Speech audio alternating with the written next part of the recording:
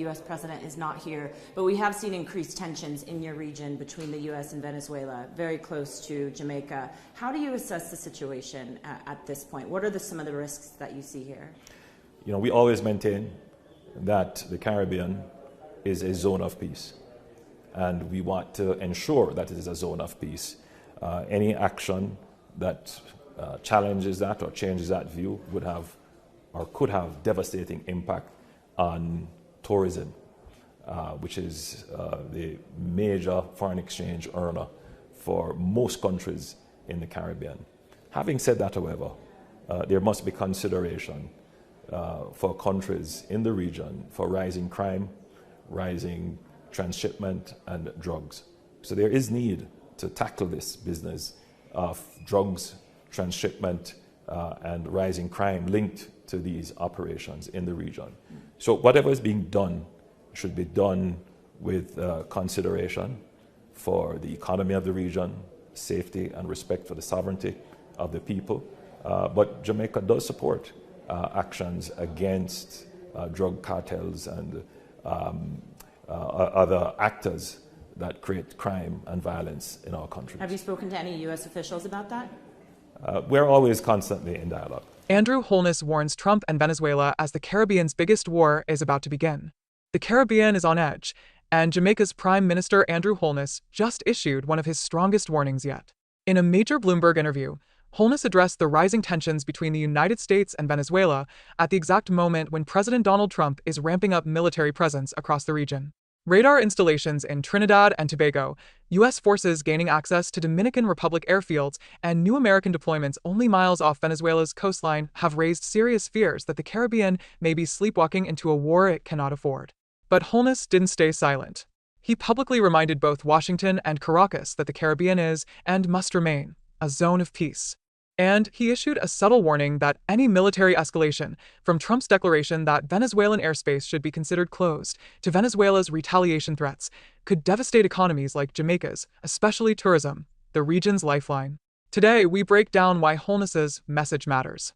Because behind the polished diplomatic language, the Prime Minister sent a clear signal: any conflict between the U.S. and Venezuela will not only destabilize the Caribbean, it could drag Jamaica into the region's biggest confrontation in modern history.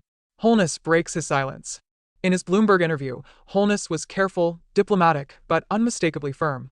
When asked about the rising tension between Washington and Caracas, he said the Caribbean must remain a zone of peace, sharply warning that any disruption would be catastrophic for tourism and regional economies.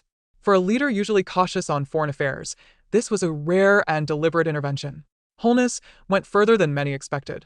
He acknowledged that the U.S. is stepping up operations to target drug traffickers and criminal networks, but insisted that these actions must respect sovereignty, safety, and the economic stability of Caribbean nations. In other words, yes, tackle crime, but don't turn the region into a battlefield. The Prime Minister also made it clear that Jamaica supports operations against drug cartels, but not reckless military escalation. His tone suggested a warning to both sides: Trump must be measured, and Venezuela must not provoke. Trump declares Venezuelan airspace close. Trump's declaration that Venezuela's airspace is closed in its entirety sent shockwaves through the region. While Trump has no legal authority to close another country's skies, the statement was a political bombshell, a signal that Washington is preparing to tighten pressure on Nicolas Maduro's government. Caracas responded immediately, calling Trump's words a colonialist threat. Venezuela warned that any U.S. aircraft entering its airspace would be treated as hostile, a statement that instantly raised military alert levels across the region. The implication was clear: one wrong move could spark a confrontation. Holness's comments were a direct response to this moment. He understands that when superpowers start threatening each other in Caribbean waters, smaller island nations become collateral damage. His warning wasn't only diplomatic, it was a plea to prevent a conflict that could reshape the region forever. The U.S. military builds a wall around Venezuela. Even before Trump's airspace declaration, American military activity in the Caribbean was surging. Fighter jets were repositioned in Puerto Rico.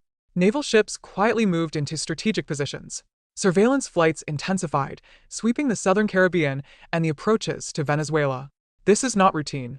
Analysts say these are the exact signals the U.S. shows before applying military pressure or preparing for rapid response operations.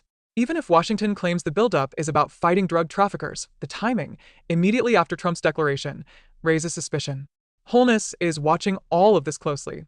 Jamaica relies heavily on U.S. security partnerships. But a US-Venezuela conflict on Jamaica's doorstep would shatter tourism, trade routes, airspace stability, and regional financial confidence. For Jamaica, this isn't geopolitics, it's survival. Radar in Tobago, US Marines just miles from Venezuela. The most shocking development came from Trinidad and Tobago, where officials admitted that US Marines are upgrading military-grade radar systems at the Tobago airport, only 21 miles from Venezuelan territory. The radar can track aircraft movements, naval activity, and potentially missile launches. The official explanation? Counter-narcotics operations. But the secrecy surrounding the deployment has fueled speculation. Local officials were blindsided. Citizens questioned why one of the most sensitive military installations in Caribbean history was happening on their soil without full transparency. For Holness, this is the scenario he fears: Caribbean islands becoming staging grounds. If war breaks out, these islands, not Washington and not Caracas, would be the ones to suffer the fallout. Dominican Republic opens its bases to the US. The Dominican Republic recently granted US forces access to restricted zones inside its biggest airbase and main international airport. This gives the US a northern surveillance point, creating a triangle with Puerto Rico and Trinidad, essentially surrounding Venezuela from three sides. Again, the stated goal is drug interdiction. But the strategic value is too significant to ignore. These bases could support refueling, rapid deployment, humanitarian responses, or more forceful action. Holness's warning becomes even clearer here. If major Caribbean states start giving the US operational access, the region risks being militarized. Once that happens, Jamaica and the rest of the Caribbean will be forced to choose sides, something no island wants. What Holness is really worried about. Holness didn't only warn about tourism. He warned about sovereignty, security, and regional stability. Jamaica has long maintained balanced relationships with both the United States and Venezuela, even during the height of previous tensions. But Trump's escalating posture threatens to break that balance. If the US requests Jamaican airspace, logistical support, or intelligence cooperation, Jamaica will find itself in a difficult position. Refusing the US comes with consequences. Agreeing comes with risks. And Venezuela, watching closely, may interpret any cooperation as hostility. This is why Holness spoke out, not because Jamaica wants to get involved, but because Jamaica is being forced to prepare for the possibility that this conflict could spill into its borders, its economy, and its daily life. Could this be the Caribbean's biggest war? Taken together, Trump's declarations, Venezuela's warnings, Marines in Trinidad and Tobago, US access in the Dominican Republic, ships at sea, jets in Puerto Rico, the Caribbean is seeing a buildup unlike anything in decades. Military experts warn that these are the same steps taken before previous US operations: intelligence positioning, strategic alliances, airspace pressure, narrative building, and regional power projection. Holness's warning to both Trump and Maduro may be the last call for diplomacy before the region crosses a line it cannot step back from. If conflict erupts, it would be the largest military confrontation the Caribbean has seen in modern history, and every island nation would feel the shockwaves. For now, Jamaica is trying to stay neutral, urging peace and calling for restraint. But neutrality does not guarantee safety when military powers enter the region. One wrong interception, one miscalculated flight, one political explosion, and the Caribbean could be dragged into a crisis. Holness has sent the warning. Trump has drawn the line. Venezuela has responded. And Caribbean nations are quietly preparing for a situation they hoped they would never face. This is unfolding in real time, and the stakes could not be higher. We'll keep monitoring every signal, every naval movement, and every diplomatic shift, because the Caribbean may be on the brink of a geopolitical storm unlike anything in its history. Before. To stop them by land also. The land is easier, but that's going to start very soon.